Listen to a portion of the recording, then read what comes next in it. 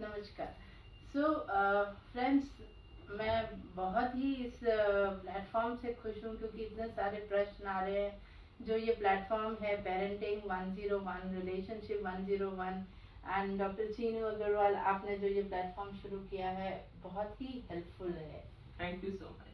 सो प्रश्न आते रहते हैं बहुत। तो एक प्रश्न जो मेरे मन में भी कई बार आता है आजकल की जनरेशन का, जब मैं सुनती हूँ, तो ये अलका जी देहरादून से कह रही हैं कि उनका एक 5 साल का बेटा है और बड़ी हैप्पी फैमिली लाइफ लीड कर रहे हैं, वो बड़े खुश हैं, लेकिन वो बहुत कंफ्यूज हो जाती हैं और परेशान हो जाती हैं जब सब लोग, उनके रिश्तेदार, उनके पेरेंट्स, सब ये कहने लग जाते हैं कि भाई एक बच्चा और होना चाहिए, उस बच्चे की कंपनी होनी चाहिए। तो वो बात मुझे नहीं समझ में आती है कि इतने इस टाइम्स में जब इतना मुश्किल है एक बच्चे को भी बड़ा करना, तो how can we divide our love and efforts and time between two children?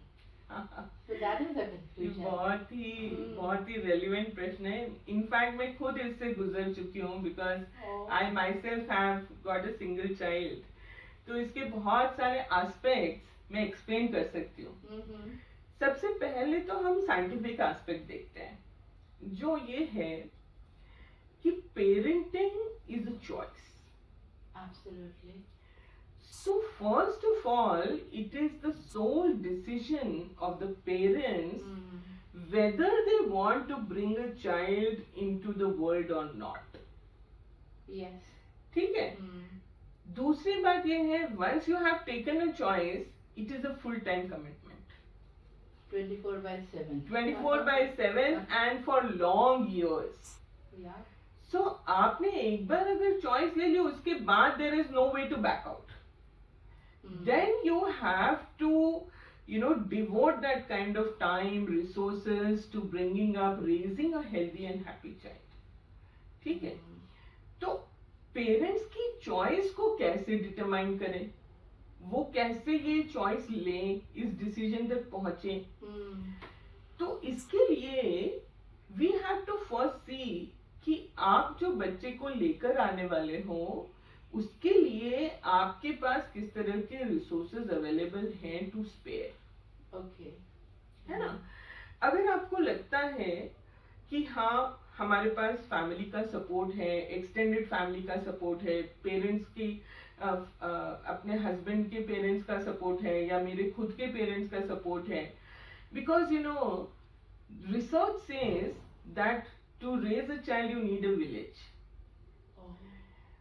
Two people cannot raise a child alone. तो हमारे यहाँ एक कॉन्सेप्ट है एलो पेरेंटिंग का।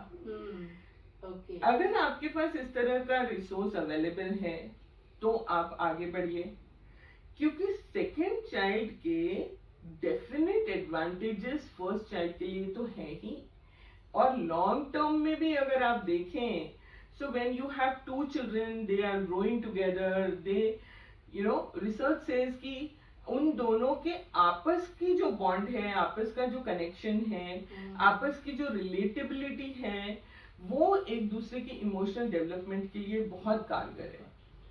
Given that, I would say कि सोसाइटी के प्रेशर में आकर ये डिसीजन अगर आप लेंगे और आगे चल के आप इस डिसीजन को निभा नहीं पाएंगे, वो गलत तरीका होगा ये डिसीजन लेने का।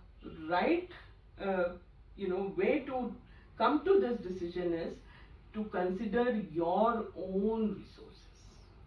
What a wonderful opinion you have given. It is not about the opinion of others, it is about what opinion you have of your efforts, your resources, and the time you can devote. Because it is not about just bringing a child in the world, but it is about bringing a life of the child in the world. So we have to be very careful. पर इसी से related एक और interesting question है, और ये कई लोगों से ये क्वेश्चन आया हुआ है, नॉट ओनली वन। तो वो ये कह रहे हैं कि हमारा एक बच्चा था और सबके कहने पर हमने दूसरा कर लिया, हम तब बड़े खुश थे, लेकिन अब ये बच्चे इतना लड़ते हैं कि हमें लगता है कि क्या एक ही बच्चा बेटर नहीं था।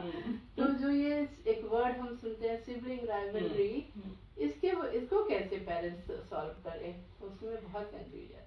पहली बात तो इसको सॉल्व करने की शुरुआत तभी से हो जाती है जब आपने सेकंड बच्चे का सोचना शुरू किया.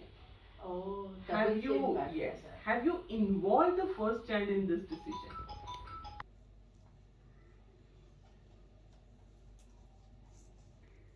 You had started with समस्या का जो समाधान है वो वहां से स्टार्ट होता है जब इन लोगों ने दूसरा बच्चा दुनिया में लाने का निश्चय किया.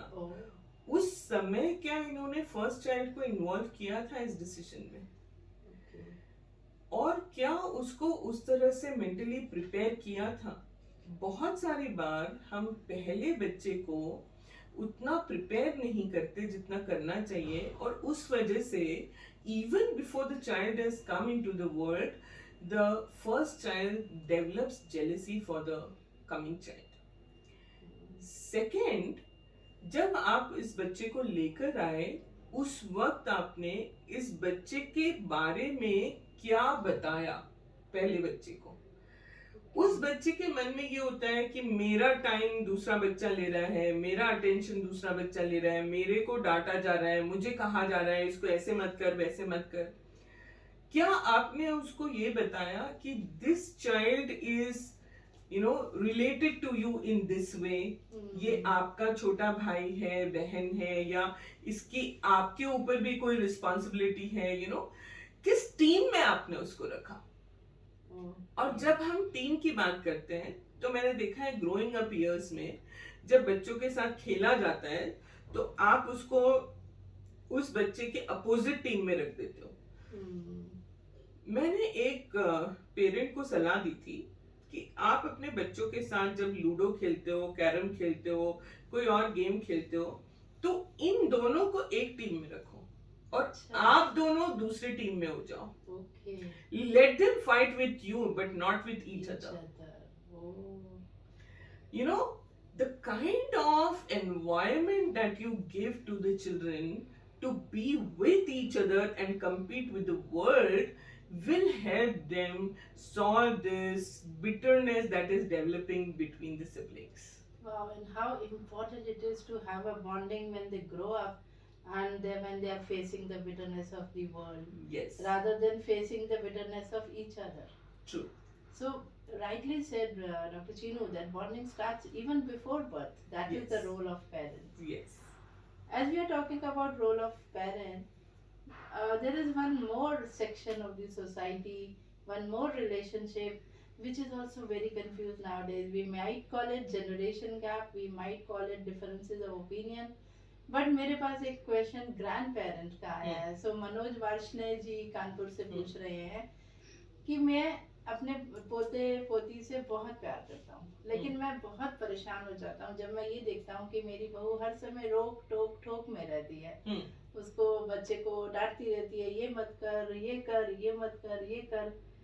तो मुझे समझ में नहीं आ रहा क्या यही आज की राइट पेरेंटिंग है. ये पूछना चाह रहे हैं वो. उन्होंने ये फोन पे देखा हमारा प्रोग्राम. जी तब तृप्ति जी, जो ग्रैंड पेरेंट्स हैं, हम लोगों के यहाँ कहा जाता है कि मूल से ज्यादा सूद अच्छा लगता है, और ग्रैंड पेरेंट्स का बहुत सॉफ्ट कॉर्नर ग्रैंड चिल्ड्रन के लिए होता है. और जब माँ बच्चे को मना करती है कि मोबाइल मत लो या टीवी मत देखो, तो ग्रैंड पेरेंट्स को बहुत बुरा लगता है कि जो चीज इसको अच्छी लगती है वो ये क्यों नहीं करने दे रही है, या स्नैक्स मत खाओ, ठीक से खाना खाओ, ऑल दीज थिंग्स. कभी कभी ग्रैंड पेरेंट्स गलती कर बैठते हैं कि बच्चों के सामने वो पेरेंट्स को डांट देते हैं. और वो बच्चों को ये कहते हैं कि अच्छा कोई बात नहीं, अभी बंद कर दे, फिर मम्मी उधर चली जाएगी, फिर मैं तेरे को दिखा दूंगा मोबाइल. ये गलत है जी.